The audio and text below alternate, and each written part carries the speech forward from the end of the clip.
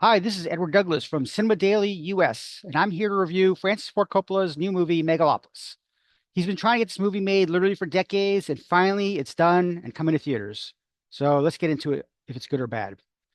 Megalopolis is set in a place called New Rome. It's essentially an alternate version of New York City that's not necessarily futuristic, but it's more a version of the city if it was designed and built by Romans.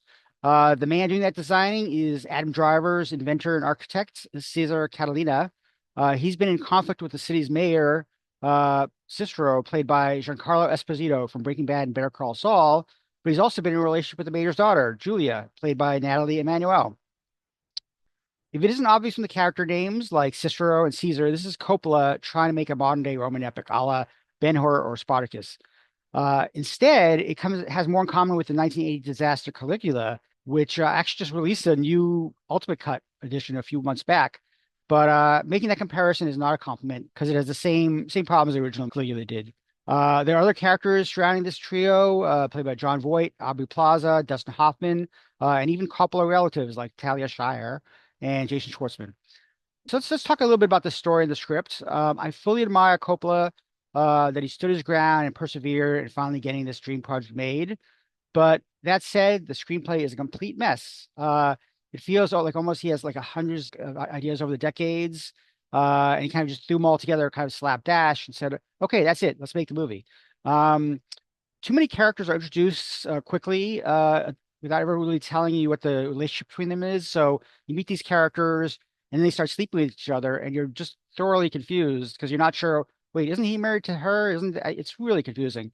Um, and Coppola does fill the movie with a lot of sex and a little bit of nudity, but it never feels romantic or sexy or anything because it's all squeezed into this movie that goes from one big spectacle to the next. Big speeches, just a lot of stuff. It just you really can't keep up with it. Next, I want to talk about the acting because some might wonder whether the problems come from Coppola's script or the fact that he just allowed his actors the freedom to just deliver these awful performances. Um, Drivers often cutting between performing Shakespearean monologues to delivering quirky behavior. Sometimes he'll just dance randomly, which does not fit the character or the tone whatsoever. But he's great when you compare him to performances by Shia LaBeouf, John Voight, and shockingly, Aubrey Plaza. They're all like chewing up the scenery, which is, to be fair, the scenery is often more interesting than the actual characters are playing. So there's that problem. Some might watch these performances and say, "Oh, this is the actors doing camp," uh, but I think it's just actors who have not been reined in by the director to keep the overall tone of the film consistent. And you could tell that. You could tell that he basically let them do what they wanted to do with these characters, and it doesn't necessarily work.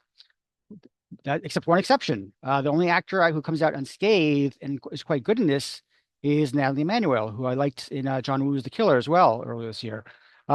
She keeps things fairly consistent as far as the tone from scene to scene. And I say Giancarlo Esposito also isn't as bad as the mayor. He's well cast, but he's often surrounded by the likes of like Dustin Hoffman and John Voight. And even their presence takes you right out of the movie. You're like, Dustin Hoffman, what's he just doing standing there?